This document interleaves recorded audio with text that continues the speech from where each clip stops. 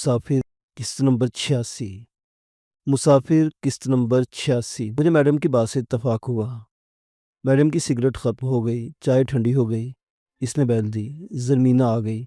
इसे ठंडी चाय उठाने और हॉट कॉफ़ी लाने का हुक्म देने के बाद गुनगुनाने लगी। इसकी आवाज़ इसकी तरह दिल के तारों को छेड़ने वाली थी। मैं बड़ी महवे से उसे देखता रहा, सुनता रहा। ये चाहा था कि वो शब भर ऐसे ही बैठी गुनगुनाती रहे, मैं देखता रहूं, सुनता रहूं, मगर ऐसी ख्वाहिशें पूरी नहीं हुआ करती। ज़रमीना कॉफ़ी का मग उठाए वारिद हुई।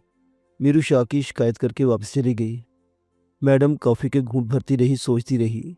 कॉफ़ी ख़त्म होने के बाद भी इसकी सोचों के ताने बाने चले रहे। 10 मिनट ऐसे ही गुजर गए तो मैंने उकताकर इसे मुखातिब किया, क्या आप डॉक्टर शाह जी के बारे में सोच रही हैं? हाँ नहीं तो। इसे सोचकर क्या करूँगी? वो चौंकी। मैं कुछ और सोच रही हूँ, अगर मुनासिब हो तो मुझसे शेयर कर लें। इसने नीमबाज आंखों से मुझे देखा। जानलेवा मुस्कुराहट के संग बोली, शहरयार मैं एक ही वक्त में तुम्हारे नगीना और डॉक्टर शाह के बारे में सोच रही हूँ। तुम कर गुजरने वाला जहन रखते हो, जबकि मुझे हर कदम पर बहुत कुछ सोचना पड़ता है। अब यही देख लो कि नगीना, जिसे मैं 5-10 दिनों में कनाडा रवाना करना चाहती थी, अब इसे शायद महीना भर से ज़्यादा वक्त यहाँ रहना पड़े। जब तक वो ठीक नहीं होती, उसे यहाँ रखना मेरी मजबूरी बन गया है। ये भी मुमकिन है कि भट्टी ख़ानदान की तरफ से इस पर बराह रास्त मुकदमा दर्ज करा दिया जाए और ECL लिस्ट में नाम शामिल करा दिया जाए। ऐसी सूरत में इसे कनाडा भेजना बहुत मुश्किल हो जाएगा। जोरावर ने गैर मुतवक्को अंदाज में पैंतरा बदला। मैं ये समझने की कोशिश कर रही हूँ कि इसने ऐसा क्या सोचकर किया है, उसके दरपर्दा मकासद क्या है और वो आइंदा क्या कर दिखाएगा। डॉक्टर शाह जी की तरफ मेरा दिल मुल्तफ़ है, उससे मोहब्बत करती हूँ, समझती हूँ कि इसका वजूद मेरे लिए बहुत मुबारक है। क्या मुझे उसकी तरफ लौटना चाहिए या नहीं?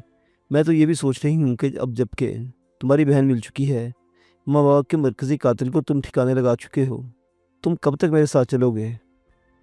किसी वक्त हाथ खड़े करके जाओगे? मीरू शाह की सरगर्मी एक मरतबा फिर नासमझ में आने वाली हो गई हैं। वो जाता है तो लौटने का नाम ही नहीं लेता। ज़्यादा नखरे दिखाने लगा है। वो सोफे से सर टिकाकर आंखें बंद करके कदरे भारी आवाज़ में बोल रही थी, मैं देखो शहरयार, ज़िंदगी सहल कभी नहीं होती। इसके मौसम बदलते रहते हैं। हर मौसम के लिए मुख्तलिफ लिबास ख़रीदना पड़ता है। हर मौसम की ग़िज़ा मुख्तलिफ होती है। इसी तरह हमारे धंधे की तलब भी बदलती रहती है। मैंने कहा, आप दुरुस्त कह रही हैं, मगर अपनी परेशानियों में से एक परेशानी कम कर दीजिए। मैं तब तक आपके साथ रहूँगा जब तक आपको मेरी ज़रूरत रहेगी। वैसे भी अभी तो सरदार हैदर ख़ान, यारन ख़ान और मियाँ दिलबर ज़िंदा हैं। फरीदन भी कहीं छुपा हुआ है। रंगू कसाई वगैरह के मिट जाने पर मेरा काम मुकम्मल नहीं हो गया। मेरे असल दुश्मन यारन ख़ान और हैदर ख़ान हैं। जब तक वो ज़िंदा हैं मुझे चैन नहीं आ सकता। रही बात बहन के मिलने की, तो वो एक खुशगवार वाक़या है। चूँकि मुझ पर अभी मेरी चचाजाद बहनों और भाई का बोझ लदा है और आपकी मुलाजमत के अलावा मेरा कोई ज़रिया माश भी नहीं, इसलिए मैं आपको नहीं छोड़ सकता। उसने आहिस्तगी से सर हिलाया। मैंने कहा, मैडम, मैं खुशफहमी का शिकार था कि आप मुझसे मोहब्बत करने लगी हैं। फहमी का शिकार हो सकता है, मैं भी हो गया था, ये बड़ी बात नहीं है, मगर मुझे इफ्तिखार हासिल है कि आप जिस चीज़ को अहमियत देती हैं, जिससे मोहब्बत करती हैं, वो मेरी आँख पर सब्त है। वो आँख मेरी है, वो नन्हा सा तिल मेरा है। अगर ये वाक़तन आपकी खुशबख्ती का सामान है तो हमेशा आपके पास रहेगा। मैडम को मेरे मजबूत लहजे ने तक़वियत दी।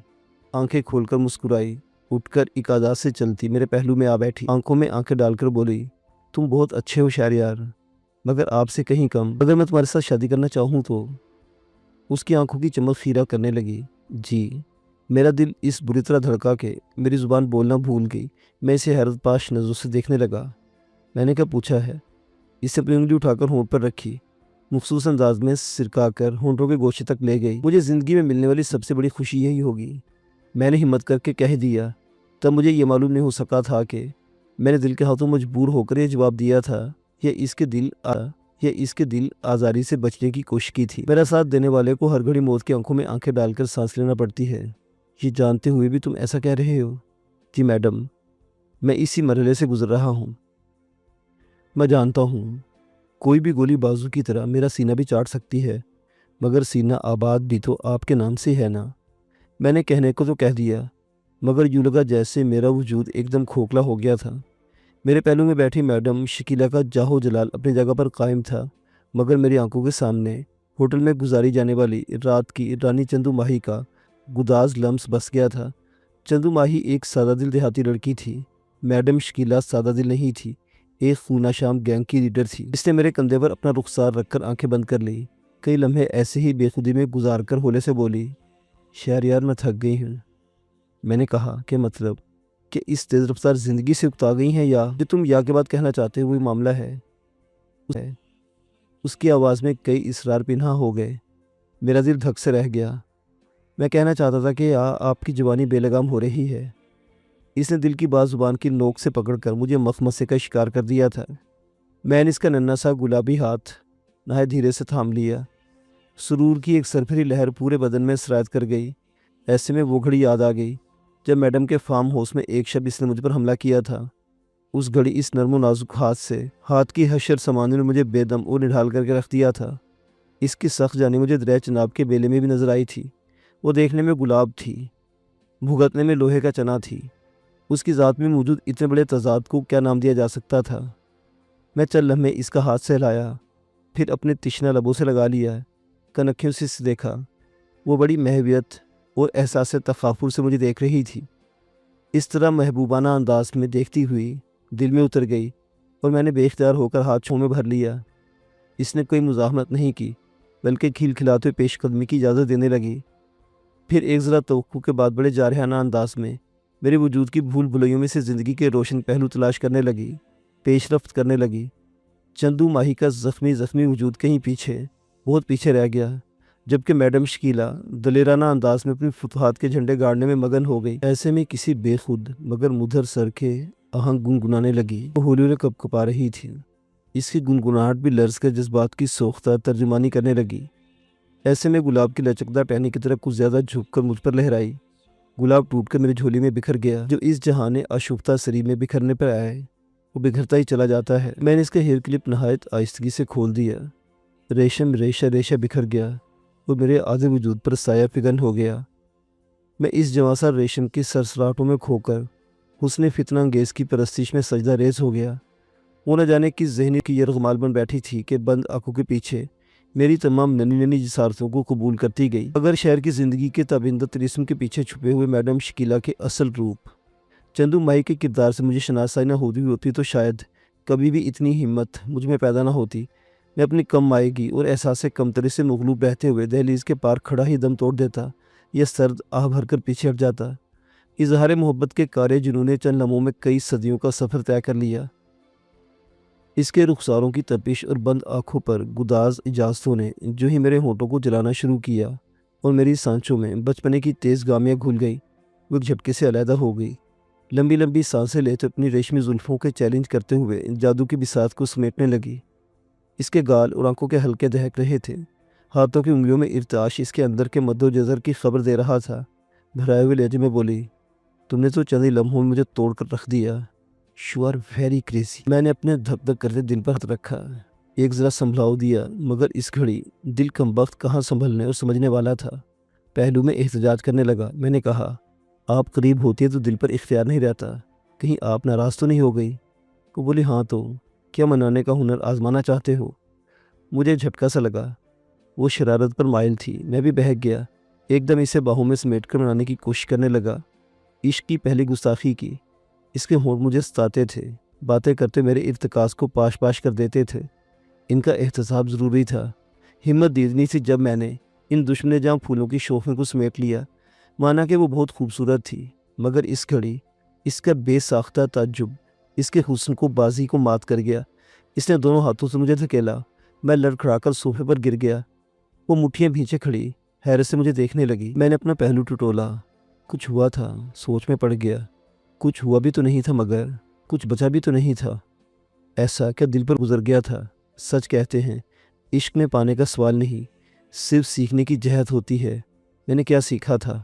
آگ سے ٹکرانے کا ہنر یا برف میں آگ لگانے کا سلیقہ؟ وہ شعلہ نوخیز بنی کئی ثانیوں تک کھڑی گھورتی رہی۔ ایک ذرا حوصلہ دامنگیر رہا کہ اس کی آنکھوں میں حوصلہ شکنی کا عنصر نہیں، بجا کے ہوئی بھی نہیں تھی، کچھ اور ہی تھا۔ میں اسی کچھ اور کی تلاش میں نکلنے کا ارادہ رکھتا تھا کہ اس نے چٹکی بجائی۔ انگلی کا اشارہ الماری کی طرف تھا۔ بولی، وہ نکال لاؤ۔ میں سمجھ گیا، وہ پینا چاہتی تھی، پی کر بہکنا یا بہلنا چاہتی تھی۔ میں نے لمبی سانس پھیپڑوں میں اتاری اور اٹھ کر الماری کی طرف بڑھ گیا۔ سنگل پیک بنا دو، برف نہ ڈالنا، صرف پانی۔ سافٹ پیک بنانا آتا ہے نا، اس نے یہ کام بھی سکھا رکھا تھا۔ میں نے اس بات میں سر ہلایا اور اس کی ہدایت پر عمل کرتے ہوئے شیشے میں آگ بھر کر پیش کر دی۔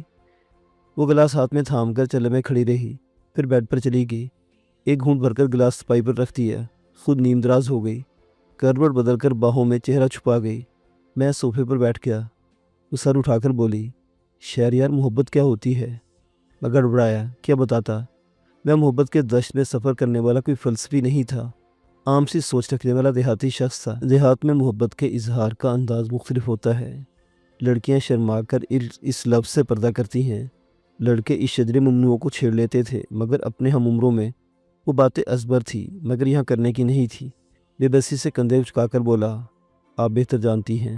وہ مسکرائی، ہاں میں بہتر جانتی ہوں، کیونکہ میرا دل زندہ ہے، اس گھڑی جاگتا ہے جب اسے جاگنا ہوتا ہے۔ مگر تم کیوں نہیں جانتے؟ کیا تمہیں کسی سے محبت نہیں؟ اگر نہیں تو پھر تم اپنی منگیتر کو یاد کیوں نہیں کرتے؟ پہلا سا نام تھا اس کا، ہاں، غزالہ، یعنی ہرنی کی جیسی، ہے نا؟ پر ٹھیک ہے، تمہیں محبت نہیں، کچھ اور ہی ہوا ہوگا، مگر مجھے محبت ہوئی تھی، میرزادے عمر حیات سے۔ اسے دیکھ کر دنیا کو بھول جاتی تھی، سوچا کرتی تھی کہ اگر اس نے مجھے نہ مایا تو میں مر جاؤں گی، پر نہیں مری۔ کیوں؟ کیونکہ وہ صرف فاتح تھا۔ مجھے فتح کرنا خواب تھا اس کا۔ فتح کرنے کے بعد اسے احساس ہوا کہ میں کوئی ایسی افسرۂ سلطنت نہیں ہوں، اور جب مجھے ڈاکٹر منور شاہ نے سہارا دیا، اپنے گھر میں رکھا اور تربیت کی، تب میں اس کی محبت میں گرفتار ہو گئی۔ مگر وہ سنگ دل تھا، مجھے سہارا دے کر پرے ہٹ کر کھڑا ہو گیا۔ تب میں نے سوچا تھا کہ میں اس کے بغیر نہیں رہ سکتی، کیونکہ میں اس سے محبت کرنے لگی تھی، اور محبت یا تو گروی رکھ دی جاتی ہے یا مار دی جاتی ہے، پر نہیں، وہ محبت نہیں تھی، ٹرانسپوزیشن تھی، جو کسی بھی افسر اور ماتحت میں ہو جایا کرتی ہے، کسی بھی استاد اور شاگرد کے درمیان ہو جاتی ہے، محبت کے جیسی ہوتی ہے۔ اور میں نہیں مری، بلکہ نئی زندگی لے کر اٹھی۔ پھر اجمل گیلانی میری زندگی میں بخت کا سورج بن کر طلوع ہوا، اور محبت کی کالی رات تان کر سو گیا۔ میں تب بھی نہیں مرنی، ورنہ تو درکنار اجڑی بھی نہیں۔ پھر محبت کیا ہے؟ اس نے بھی پی نہیں تھی، مگر بہکنے لگی تھی، شاید جوانی کا نشہ چڑھ گیا تھا۔ میں نے کہا، آپ فضول سوچ رہی ہیں، محبت مارتی نہیں بلکہ انسان کو طاقتور کر دیتی ہے۔ ہاں، شاید ایسا ہی ہوا ہے میرے ساتھ۔ توڑنے والوں نے کسر نہیں چھوڑی، جوڑنے والوں نے بھی اپنی سی کر دکھائی، اور میں اس حال میں زندہ ہوں کہ کئی زندگی کو گل کر سکتی ہوں۔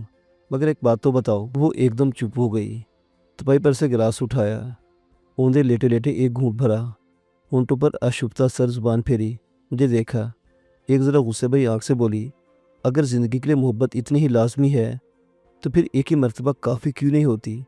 ایک کے بعد دوسرا کیوں اچھا لگتا ہے؟ میں کہتی ہوں کہ سبھی مرد بے وفا ہے، سبھی سنگ دل ہے، مگر پھر کسی مرد کو دیکھ کر اپنا سبق بھول جاتی ہوں۔ میرزادے، ڈاکٹر شاہ، اجمل گیلانی اور تم سب میں فراق کو اگر کوئی ہے تو وہ دکھائی کیوں نہیں دیتا؟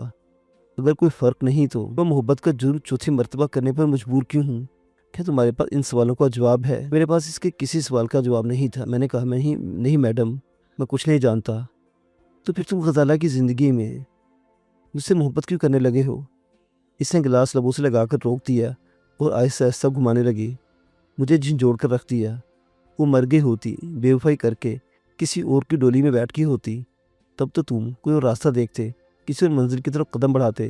کہ میں نے غلط کہا ہے؟ میں سوچ میں پڑ گیا، اس نے غلط نہیں کہا تھا۔ وہ اگر میری محبت کا دم بھر رہی تھی تو اس کے پاس مضبوط جواز موجود تھا۔ اس کے دو محبوب راہی عدم ہو گئے تھے، ایک نے جھٹک کر اپنے آپ سے جدا کر دیا تھا، مگر میری غزالہ نے نہ تو مجھے چھوڑا تھا، نہ ہی کوئی اور در کھٹکھٹایا تھا، اور نہ وہ مری تھی۔ میں نے ایک لمبی سانس خارج کی، کہا، غزالہ کس وقت مجھ سے جدا ہو گئی؟ میں آپ کا کیسے ہو گیا یہ مجھے معلوم نہیں، میں تو بس اتنا جانتا ہوں کہ اس گھڑی، اس لمحے میں آپ کا ہوں اور آپ کا رہنا چاہتا ہوں، بس۔ کیا محبت بلا وجہ ہوتی ہے؟ ہاں، شاید، میں نے مبہم سا جواب دیا۔ بلا وجہ کیے جانے والا کوئی کام اہم نہیں ہوتا، یعنی محبت بھی غیر اہم ہے؟ نہیں، ہاں، شاید۔ وہ ایک دم کھلکھلا کر ہنسی، اوپر تلے دو تین ننھے گھونٹ بھر کر تادیر ہنستی رہی، اچانک سنجیدہ ہو گئی، بولی، شہریار، تمہاری سنائی ہوئی کہانی میں ایک جھول ہے، پتہ کون سی؟ میں کچھ سمجھا نہیں میڈم، میں چونکا۔ میں بتاتی ہوں، یہ شراب ہے، لوگ اسے آگ کہتے ہیں، عجیب آگ ہے کہ معدے میں اترتی ہے اور وہ باتیں سوچنے لگتی ہیں جو عقل مندوں کو نہیں سوچ پاتی۔ تم ڈاکٹر شاہ جی اور پروین سے ملائے ہو، امیر نواز کے بارے میں پوچھا، مگر وہ پولیس افسر سلیم شہزاد کا بیٹا، کیا نام تھا اس کا؟ ہاں، شاہد سلیم، وہ تمہیں بھول گیا۔ اس کی محبوبہ کو تم بالکل ہی بھول گئے، وہ بھی تو پروین کے ساتھ ہی تھی، تمہارے دوست خالد کے بیان کے مطابق۔ اوہ نو، میرے لبوں سے بے ساختہ نکلا۔ میں واقعی اتنے اہم کردار کو بھول گیا تھا۔ میں نے پروین سے اس کے بارے میں نہ پوچھا تھا اور نہ اس کی طرح میرا دھیان ہی گیا تھا۔ میں نے قدرے شرمساری سے کہا، واقعی میڈم، میں اسے بھول گیا تھا، اسے یقیناً بھی ہونا چاہیے تھا، مگر وہ مجھے نظر نہیں آئی تھی۔ کیا مظفر گڑھ میں ہونے والے ملاقات کے بعد شاہد نے تم سے کوئی رابطہ نہیں کیا؟ نہیں، شاید اس کے سر سے عشق کا بھوت اتر گیا ہے۔ نہیں، میں اسے جانتی ہوں، وہ عشق سے دستبردار ہونے والوں میں سے نہیں لگتا۔ تو پھر اس نے مجھ سے رابطہ کیوں نہیں کیا؟ کچھ بھی ممکن ہے، مثلاً اس کے باپ کا تبادلہ کسی دور دراز کے ضلع میں ہو سکتا ہے، اس کے ماں باپ اس کی زبردستی شادی کر سکتے ہیں، وہ دیوانہ ہو کر ہوش و خرد سے بیگانہ ہو سکتا ہے اور اس کا باپ اسے کسی مینٹل ہاسپٹل میں داخل کروا سکتا ہے۔ اس نے شوخی سے کہا اور خالی گلاس پائی پر رکھ دیا۔ اس کی آنکھوں میں لال ڈورے تیرنے لگے جو دوہرے خمار کا عکاس تھے۔ میں نے کوئی جواب نہیں دیا تو وہ چلن مجھے دیکھتی رہی، پھر اپنا موبائل اٹھا کر تلاش کرنے لگی۔ چلن بات بولی، یہ وہ نمبر ہے جس سے تم نے مجھے کال کیا تھا، کیا یہ ڈاکٹر شاہ جی کا نمبر ہے؟ میں نے بتایا نہیں، یہ اس کے ڈسپینسر کرم علی کا فون نمبر ہے۔ ڈاکٹر شاہ جی کے پاس موبائل فون نہیں ہے، تو اسے کال کرو، اگر وہ ہاسپٹل میں رہتا ہے تو ڈاکٹر شاہ جی سے بات کروا سکتا ہے۔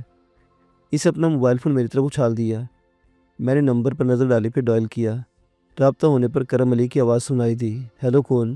میں نے اسے بتایا کہ میں ڈاکٹر شاہ جی کا دوست ہوں اور اس سے بات کرنا چاہتا ہوں۔ وہ بولا، ڈاکٹر صاحب اس وقت گہری نیند سو رہے ہوں گے، میرے جگانے پر برا منائیں گے، آپ کل کس وقت کال کیجیے گا۔ میں نے ماؤتھ ہول پر انگلی رکھی۔ میڈم کو اس کے جواب سے متعلق ہے، وہ بولی، اسے کریدنے کی کوشش کرو، پتہ کرو کہ ڈاکٹر شاہ جی کے ہاں ایک عورت مقیم ہے یا دو، کوئی تو بات واضح ہو جائے گی۔ میں نے میڈم کی ہدایت کے پیش نظر کرم علی کو ٹولنے کی کوشش کی، مگر وہ سیانہ شخص نکلا، فوراً ہی سمجھ کر پینترا بدل گیا، بولا، نہیں صاحب، میں ڈاکٹر شاہ جی کی نجی زندگی کے بارے میں کچھ نہیں جانتا، آپ خود ہی ان سے اللہ سب بات کر لیجئے گا، اللہ حافظ۔ اس کے ساتھ اس نے کال منقطع کر دی۔ میں نے مایوسی سے میڈم کو دیکھا، وہ ہنسی، بولی، تم بھی اناڑی ہو، ایسے پوچھا جاتا ہے بھلا؟ کوئی بات بناتے ہیں، کوئی داؤ پیچ آزماتے؟ نو بابا نو، دنیا اتنی سیدھی سادی نہیں ہے، ہر ٹارگٹ آسان نہیں ہوتا، ہر منزل مٹھی میں سمٹنے والی نہیں ہوتی بابا، ایک پیگ اور بنا لاؤ، دنیا گول ہے، گھومتے گھومتے انسان جہاں سے چلتا ہے وہی آن رکتا ہے، یہ دیکھو کمرہ گھوم رہا ہے، میں بھی گھوم رہی ہوں، تم بھی گھوم رہے ہو، ہے نا؟ میں سمجھ گیا کہ اس کی کھوپڑی گھوم گئی تھی۔ پیگ بناتے میں سوچ میں پڑ گیا۔ میں نے پہلا پیگ بہت لائٹ رکھا تھا، وہ پینے کی عادی تھی، اتنی سی شراب پی کر بہکنے والی نہیں تھی۔ سمجھ آئے کہ مجھے بیوقوف بنا رہی ہے، مگر کیوں؟ یہ سمجھ میں نہ آنے والا عقدہ تھا۔ دوسرا پیگ پکڑتے ہوئے دھیرے سے مسکرائی، بولی، ڈر گئے نا؟ نہیں، میں بہکی نہیں، اتنی سی آگ پر کون چل سکتا ہے؟ میں تھا گناہ گار، اسے چومتا رہا۔ طائب اس کو دیکھ لیا اور مر گیا۔ اس سے انگلی مخصوص انداز میں کن پٹی پر گھمائی، بولی، اور میں ابھی آؤٹ بھی نہیں ہوئی، مگر ہونا چاہتی ہوں، ادھر آ جاؤ، مجھے اپنے ہاتھوں سے پلاؤ، پینے کا لطف اور ہے، پلانے کا مزہ اور۔ وہ بن رہی تھی، اس کے مقابلے پر مجھے بھی بننا تھا، سو بن گیا۔ میرے گھر میں جشن کا سا سما تھا۔ پروین کے مل جانے کی خوشخبری سننے کے بعد دونوں لڑکے اور موجود خوشی سے پھولے نہیں سما رہے تھے۔ شانو نے پروین کا سر صدقہ اتارا، فرزانہ نے زردہ چاول پکانے کا اہتمام کر دیا۔ زرد رنگ کے میٹھے چاول ہم دیہاتیوں کے گھروں میں ہر خوشی کے موقع پر پکائے جاتے تھے۔ چاولوں کی سندھی سندھی خوشبو آنگن سے خوشی کی خبر اٹھا کر اطراف کے گھروں تک پہنچائی تھی۔ چنانچہ گلی بھر میں ہم صرف دیہاتی تھے اور اطراف کے سبھی مکانات دو دو تین تین منزلہ تھے، اس لیے مسرت بردار خوشبو میرے آنگن میں ہی چکراتی رہی۔ شانو نے مخصوص رائے کی رہن سہن کے مطابق پروین کا تاکیدی احوال دریافت کیا، پھر بھی مطمئن نہیں ہوئی۔ میں جانتا تھا کہ جب تک تینوں پروین کو اپنی آنکھوں سے دیکھ نہیں لیں گی مطمئن نہیں ہوگی۔ پروین کو دیکھے عرصہ ہو گیا تھا، اب جب اس کی خبر مل گئی تھی صبر کرنا بہت مشکل تھا۔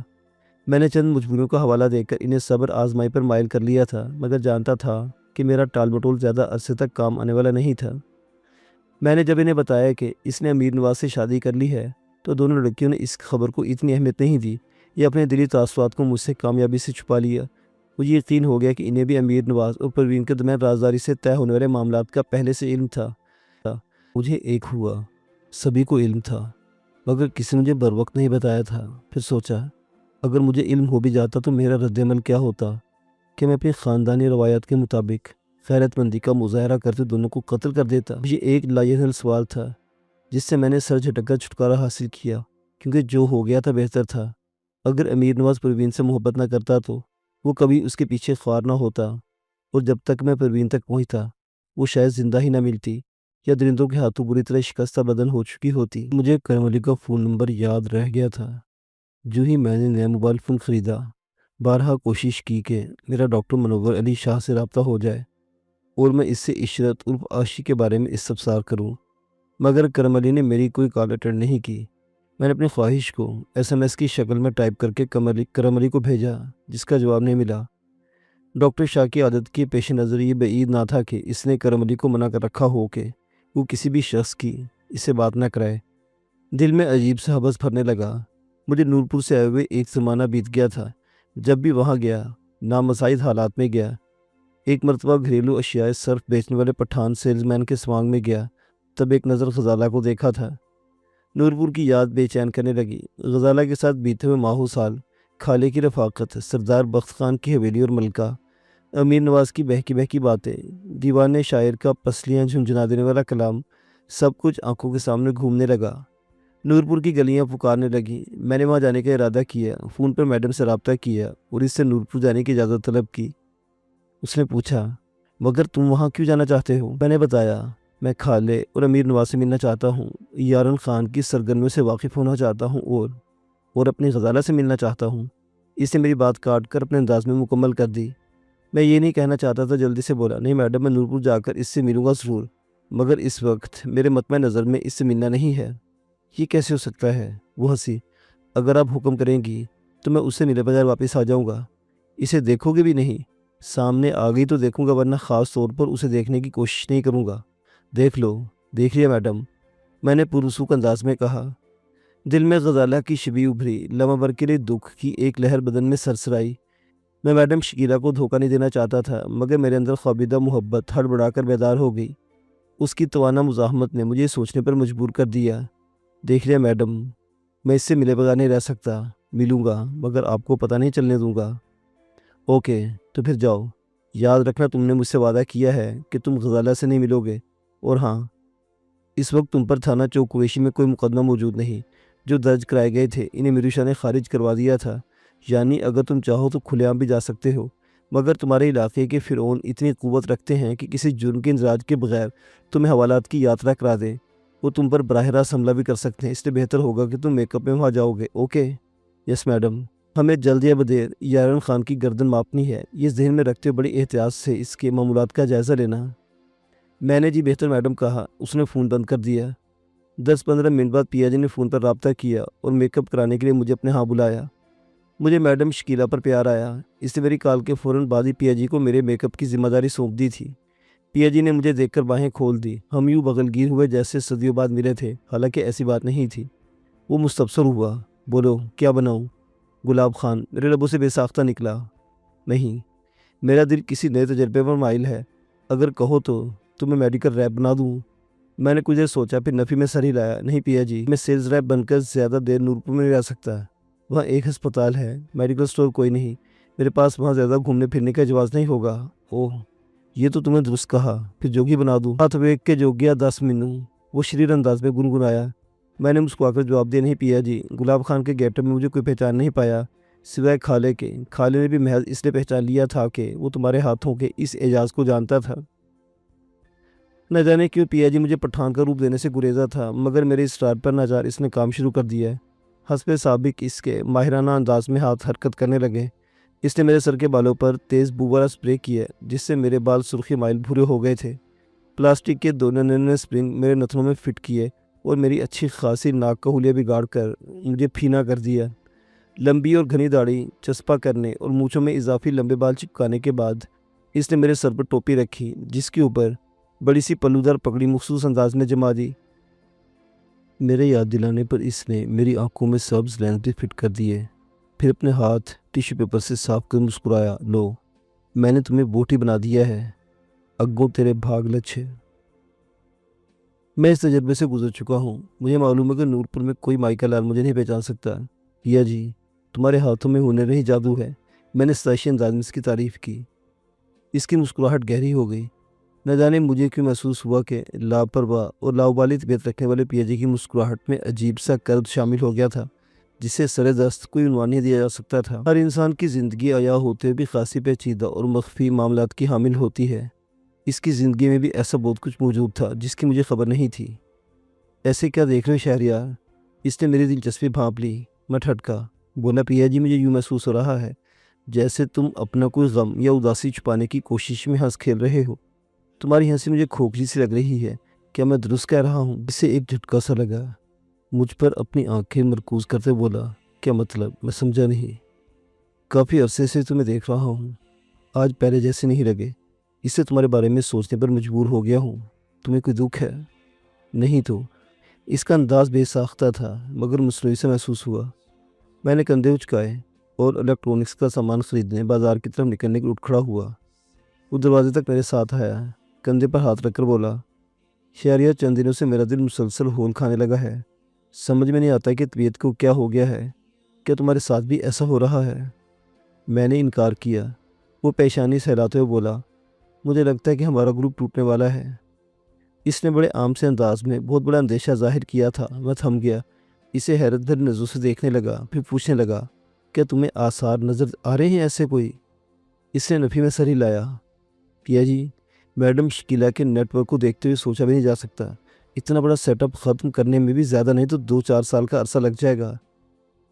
نہیں یار، ایسی بھی بات نہیں، یہ سارا کھیل تماشا میڈم شکیلا کے دمخم سے ہے۔ وہ ایک ایگزیکٹو آرڈر کے تحت سارا نظام تحلیل کر سکتی ہے۔ مجھے تو ایسی کوئی نشانی دکھائی نہیں دیتی جس سے پتہ چلتا ہو کہ میڈم اپنے نیٹ ورک کو توڑنے کا سوچتی ہو۔ بظاہر ایسا ہی لگتا ہے، اسے مجھ سے اتفاق کیا۔ اس کی آنکھوں نے فی الفور مجھ سے اختلاف کر دیا۔ پیا جی ٹھیک سے بتاؤ کیا بات ہے؟ میرے پاس کچھ بتانے کے لیے نہیں۔ تو پھر تم نے اتنی بڑی بات کیسے سوچ لی؟ شہریار، وہ متذبذب انداز میں بولا، میں میڈم شکیلا اور میرو شاہ کا حکم بجا لاتا ہوں، کچھ سوچے اور اختلاف کے بغیر، مگر انسان ہوں، سوچتا بھی ہوں، دیکھتا بھی ہوں۔ میں نے دیکھ لیا ہے کہ ہمارے گروہ کی تمام تر کلیدیں بظاہر میڈم شکیلا کے ہاتھ میں ہیں، مگر در حقیقت ماسٹر مائنڈ میرو شاہ ہے۔ میڈم اس پر ہمارے سامنے روک جماتی ہے مگر کرتی وہی کچھ ہے جو میرو شاہ کے لبوں سے نکلتا ہے۔ کیا تم میری آبزرویشن سے اختلاف کرو گے؟ میں نے میڈم اور میرو شاہ کے باہمی تعلق کے بارے میں سوچا، میڈم کی سنائی ہوئی کہانی پر غور کیا۔ نفی میں سر ہلایا، کہا، نہیں پیا جی، تم درست کہہ رہے ہو، مگر اس بات کا نیٹ ورک سے ٹوٹنے سے کیا تعلق ہے؟ وہی تو بتا رہا ہوں۔ پیا جی آنکھیں متفکر انداز میں سکڑ گئی، بولا، جب سے تم اور میڈم بیٹ سے واپس آئے ہو تب سے میرو شاہ کا رویہ کچھ بدلا ہے۔ وہ بہت ٹھنڈے دل و دماغ کے شخص ہے، مگر گزشتہ چند دنوں میں وہ ہر کام انتہائی صورت و بے خوفی سے سر انجام دینے پر تلا ہوا ہے۔ مجھے یہ بھی پتہ چلا کہ وہ گینگ کے تمام افراد کے ڈمی کاغذات بھی تیار کروا رہا ہے، شناختی کارڈ اور پاسپورٹ وغیرہ۔ یہ درست ہے کہ بہت اچھا کام کر رہا ہے۔ ہم سب لوگوں پر انگنت مقدمے بنے ہوئے ہیں، ہم پیسے کے بل پر ہر رکاوٹ سے گزر جاتے ہیں، مگر قانون کے اسکینر ہمارے وجود پر بول پڑتے ہیں۔ مگر سوچنے کی بات یہ ہے کہ میرو شاہ یا میڈم شکیلا ہمیں کیوں صاف دامن بنانے میں مصروف ہیں؟ اس میں قباحت بھی کیا ہے؟ میں اس کی بات میں چھپی ہولناکی کو سمجھ نہیں پا رہا تھا۔ اوہو، تم سمجھ نہیں رہے ہو۔ وہ تھوڑا سا زچ ہوا۔ شہریار، اگر ہم سب صاف دامن ہو جائیں تو ایک طرح سے ہم آزاد ہو جائیں گے۔ اس وقت گروپ کے 40% لوگ محض اس وجہ سے میڈم کے حکم پر موت کی اوکھلی میں سر ڈال دیتے ہیں کہ وہ زندہ یا مردہ قانون کو مطلوب ہیں۔ سوائے میڈم کے شیڈ کے انہیں کہیں سر چھپانے کی جگہ نہیں مل سکتی۔ اگر انہیں علیحدہ شناخت مل گئی، ان کے پاپ دھل گئے، تو وہ لہجہ بر دیر کے بغیر گروپ سے نکل جائیں گے۔ جس کا جدھر منہ آئے گا ادھر چلا جائے گا۔ میرو شاہ بہت چالاک آدمی ہے، یہ ممکن نہیں ہے کہ اتنا بڑا اقدام کرتے ہوئے اسے اس حقیقت کا ادراک نہ ہو۔ یہی بات سمجھ میں نہ آنے والی ہے۔ پیا جی اس گینگ کا مرکزی کردار تھا، کافی دیر سے یہاں کام کر رہا تھا۔ میں اس کے مقابلے میں نو آموز اور ناتجربہ کار تھا۔ اس کی بات سن کر بھوچکا رہ گیا، پوچھا، میں اب بھی نہیں سمجھا، تم کیا کہنا چاہ رہے ہو سکتا ہے کہ میرو شاہ میڈم نے کچھ مختلف سوچ رکھا ہو۔ اس نے نفی میں سر ہلایا، بولا، میرا خیال ہے کہ میرو شاہ تھک گیا ہے، اس مارا ماری سے اکتا گیا ہے۔ ایسی صورت میں اس اکیلے کو ریٹائرمنٹ لینی چاہیے نا، کہ بنا بنایا کھیل ہی اجاڑ دے۔ میں نے طنزیہ لہجے میں کہا، اس کے بغیر یہ گینگ نہیں چل سکتا۔ پیا جی نے حتمی انداز اختیار کیا۔ کیا مطلب؟ میں چونکا، کہ ہم سب بودے ہیں؟ ہاں شاید۔ شہریار، وہ بہت بڑا شکاری ہے، ہم اس کے مقابلے میں محض مسافر ہیں جو سفر کر رہے ہیں۔ اس کی شیطانی کھوپڑی تو منصوبہ گھر ہے۔ وہ نہ صرف دشمنوں کو بلکہ ہمیں اور قانون کے رکھوالوں کو تگنی کا ناچ نچانے کی قدرت رکھتا ہے۔ سچ شہریار، کبھی اس مغالطے میں نہ پڑنا کہ ہم اس جیسے ہیں، اس کے برابر ہیں۔ نہیں، ہرگز نہیں۔ ہم سب مل کر اس اکیلے کا مقابلہ نہیں کر سکتے۔ ویسے بھی میڈم شکیلا ہم پر وہ بھروسہ نہیں کرتی جو میروشا پر کرتی ہے۔ میں نے اپنے ہاتھ کی دونوں انگلیوں کو جوڑ کر اس کی آنکھوں کے سامنے لہرایا۔ اتنا سا ہے میروشا کا جسم، وہ کسی کا گریبان پکڑنے کی ہمت نہیں رکھتا، اور تم اسے بہت بڑا شکاری کہہ رہے ہو۔ میرا لہجہ خاصا طنز بار تھا۔ پیا جی نے عجیب سی نظروں سے مجھے گھورا۔ یہی غلط فہمی ہے، سانڈ جیسے جسموں کو ایک ذہنی چال سے چت کر دیتی ہے۔ وہ لڑتا نہیں، لڑاتا ہے، لڑا کر اپنا مقصد پورا کرتا ہے۔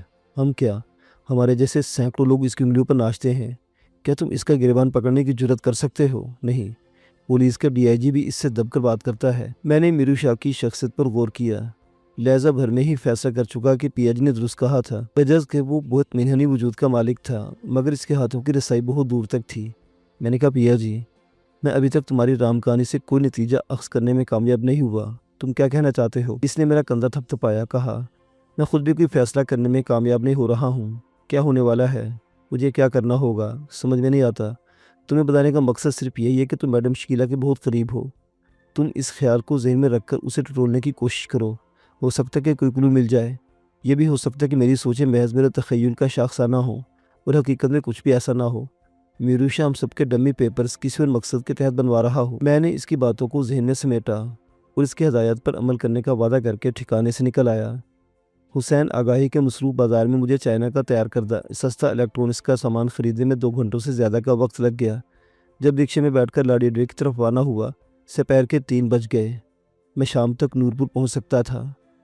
تمام راستے پیا جی کی باتوں پر غور کرتا رہا۔ وہ بہت ذمہ دار شخص تھا۔